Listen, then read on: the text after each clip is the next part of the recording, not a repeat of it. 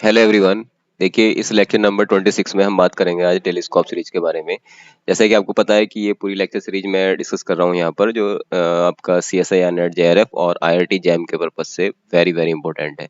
वो सारा सिलेबस हम यहाँ कवर कर रहे हैं, जो आपके सिलेबस जो अभी आपके नेट JRF का सिलेबस है वो सारा यहाँ पे हम कवर करेंगे, और IIT जैम और गेट के लिए। ओके, इस सीरीज में आज ये लेक्चर नंबर 26 है, जिसमें आज हम टेलीस्कोप सीरीज के बारे में बात करेंगे। टेलीस्कोप सीरीज, ठीक है। तो क्या होता है बेसिकली, ये हमारे पास दो तरह के सीक्वेंसेस गिवन है। अगर देखो, ये हमारे पास AN जो है वो टेलीस्कोप सीरीज कहलाएगी जब इसके लिए हमारे पास दो ये कंडीशन ये होनी चाहिए कि जैसे यहाँ पर आप देख पा रहे हैं BN और CN, ये दो हमारी इसके सीक्वेंसेस हैं, ठीक है। BN और CN दो सीक्वेंसेस हैं। ये इस तरह से होनी चाहिए सीक्वेंसेस कि जब हम इनसे रिलेटेड एक सीरीज फॉर्म करें, ठीक है, तो वो जो सीरीज होगी, वे जो सीरीजेस होंगी BN और CN की सीरीजेस होंगी, वह कहलाएंगे टेलीस्कोप सीरीज। ओके, लेकिन ये कैसे कैसे बिहेव करती हैं? ये करती है BN बराबर होती है AN+1 माइनस AN, और CN जो होती है सीक्वेंस वो होती है AN माइनस AN+1। ओके, तो अब हम जैसे लास्ट लेक्चर में डिस्कस कर चुके हैं कि जो सीरीज का बिहेवियर वही होता है जो हमारे SOPS का होता है। तो इसके लिए पहले SOPS फाइंड कर लेते हैं। तो मतलब पार्शियल सम SOPS SN फाइंड किया, तो पहले मैं BN के लिए बात कर रहा हूँ। अगर BN के लिए बात करें, BN वाली जो सीरीज है हमारी, ये जो टेलीस्कोप सीरीज कहलाती है, इसके लिए अगर हम बात करें तो सबसे पहले हमने SN फाइंड किया। SN क्या हो जाएगा यहाँ पर? ये हो जाएगा B1 plus B2 plus B3 up to BN। B1 यहाँ से B1 पुट करेंगे तो A2 माइनस A1 ऐसे आते चल जाएंगे सारे टर्म, फिर B2 B3 ऐसे सारे टर्म आ जाएंगे यहाँ पर, ठीक है। आप ये देखेंगे ये टर्म कैंसिल हो जाएंगे, सिर्फ हमारे पास यहाँ A1 रह जाएगा और लास्ट में यहाँ AN+1 रह जाएगा। तो इसका जो SOPS आ गया, SN बराबर AN+1 माइनस AN, ये आ गया हमारे पास, ठीक है। पार्शियल सम जो इसका बिहेवियर होगा वही BN का बिहेवियर होगा। अब हम CN के बारे में बात कर लेते हैं, तो उसका भी सेम वैसे ही है। पार्शियल सम ऑफ सीरीज जो हमारी सीरीज है CN, उसके बारे में, उसको हमने SN डैश से डिनोट कर दिया है। तो ये सारा हो जाएगा C1 C2 C3 up to CN।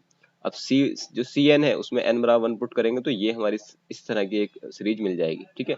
इसमें भी आप देखेंगे सारे टर्म कैंसिल हो जाएंगे, सिर्फ A1 रह जाएगा यहाँ पर, और यहाँ पर रह जाएगा AN+1, बाकी सारे टर्म एक दूसरे से कैंसिल होते चले जाएंगे। ओके, तो ये हो गया हमारे पास SOPS ऑफ CN, ठीक है। अब इसकी लिमिट देखो, इसकी और SN दोनों की लिमिट हम फाइंड करते हैं, ठीक है। लिमिट फाइंड करते हैं, limit of SN and limit of SN dash, ठीक है। बिकम फाइनाइट, बिकॉज ये फाइनाइट आएगी, फाइनाइट कोई ना कोई फाइनाइट नंबर आएगा, तो इसलिए जो हमारी जो सीक्वेंस है AN वो कन्वर्जेंट हो जाएगी। तो जो AN है, AN वो कन्वर्जेंट होगी इफ एंड ओनली इफ अगर BN और CN बोथ आर कन्वर्जेंट।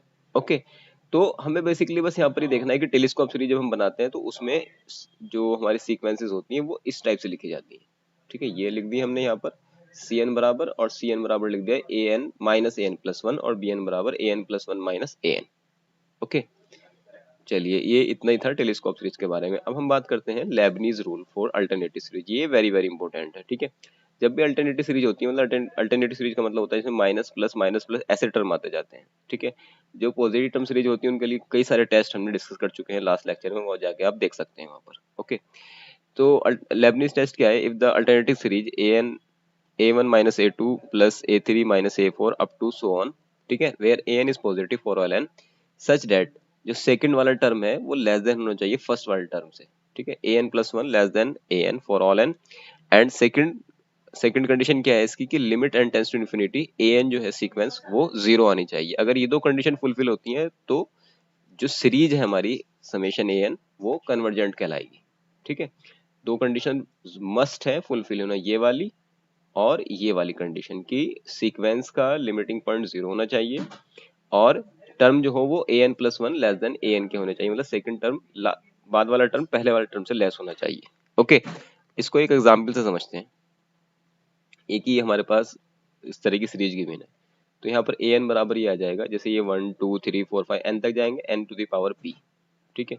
तो आप यहाँ पर देखेंगे जो भी AN+1 है, मतलब बाद वाला टर्म है, वो लेस देन है AN से फॉर ऑल n के लिए, और इसका हम लिमिटिंग वैल्यू फाइंड करेंगे 0 आ जाएगी। दोनों कंडीशन फुलफिल हो रही हैं, तो अल्टरनेटिव सीरीज है minus plus, so by Leibniz test the given series is convergent. Okay, तो ये जो सीरीज है हम इसको ऐसे लिखें, अगर एक ही बात है तो ये कन्वर्जेंट हो जाएगी। तो जब भी आपको कहीं पर अल्टरनेटिव सीरीज लिखी दिखाई दे तो उसमें आप लेबनीज टेस्ट लगाएं, उससे उसकी कन्वर्जेंसी आप चेक कर सकते हैं। With this condition that limit of a n tending to 0 and a n plus 1 less than a n. Okay, I hope ये आपको क्लियर हो गया होगा। ठीक है, फिर भी किसी को डाउट हो तो प्लीज कमेंट सेक्शन में जरूर बताते रहें। अब हम बात करते हैं कुछ रिजल्ट्स हैं, कुछ नोट्स हैं इसके बारे में। जैसे कह रहे हैं कि summation a n is convergent and b n divergent. अगर दोनों में से एक भी डाइवर्जेंट हो जाएगी तो उनका समेशन और उनका डिफरेंस ही हमेशा डाइवर्जेंट आएगा। ओके, इसी तरह से समेशन ए डाइवर्जेंट है और समेशन बी एन भी डाइवर्जेंट है तो उनके समेशन, उन दोनों के सम और उनके डिफरेंस के बारे में कुछ भी नहीं कह सकते। वो डाइवर्ज भी कर सकता है और कन्वर्ज भी कर सकता है। ठीक है, तो यही मैंने यहाँ पे लिखा है कि have no result about this. जब दोनों ही डाइवर्ज कर रहे हैं तो कोई रिजल्ट नहीं। अगर एक डाइवर्ज कर रही है तो समेशन उन दोनों का सम भी डाइवर्ज करेगा, बट अगर दोनों डाइवर्ज कर रही है तो कुछ नहीं कह सकते, डाइवर्ज भी कर सकता है, कन्वर्ज भी कर सकता है। इस तरह से तीसरा रिजल्ट है कि अगर A N summation a N को कन्वर्जेंट है तो A N upon A n plus 1 भी कन्वर्जेंट होती है। ये डायरेक्ट रिजल्ट आप याद रख सकते हैं, ये सारे एग्जाम के पॉइंट ऑफ व्यू से वेरी वेरी इंपॉर्टेंट है। ओके, अब हम बात करते हैं एक और result, very very important result. The sequence a n is monotone. अगर कोई सीक्वेंस हमारी मोनोटोनिकली डिक्रीजिंग है, मोनोटोनिकली डिक्रीजिंग का मतलब एक ही टोन में डिक्रीज हो रही है एंड पॉजिटिव टर्म की है for all n, and limit n tends to infinity a n 0 है, then the series alternative series है, देखो यहाँ पर -1 की power +1, then the series a n is also convergent. Okay, example के लिए समझ सकते हैं। देखो ये हमारी सीरीज जो हमने ली यहाँ पर, ये मोनोटोनिकली डिक्रीजिंग ले ली, -1 की power n + 1 sine 1 upon n। ठीक है, यहाँ पर ए एन तो यही हो गया, इससे कंपेयर करेंगे हम। ठीक है, तो ए एन बराबर ये हो गया जो कि मोनोटोनिकली डिक्रीजिंग है और लिमिटिंग वैल्यू इसकी 0 है। तो जो सीरीज है हमारी -1 की power n + 1 sine 1 upon n is convergent according to the result. Okay, तो डिक्रीजिंग सीक्वेंस है, लिमिटिंग उसका पॉइंट 0 है, तो वो उससे रिलेटेड जो हमारी सीरीज होती है वो कन्वर्जेंट होती है। तो इतना ही कर लेते हैं आज के लेक्चर में। ठीक है, बाकी हम और कुछ रिजल्ट्स हैं कंडीशनल कन्वर्जेंस, एब्सोल्यूट कन्वर्जेंस के बारे में नेक्स्ट कमिंग लेक्चर में हम डिस्कस करेंगे।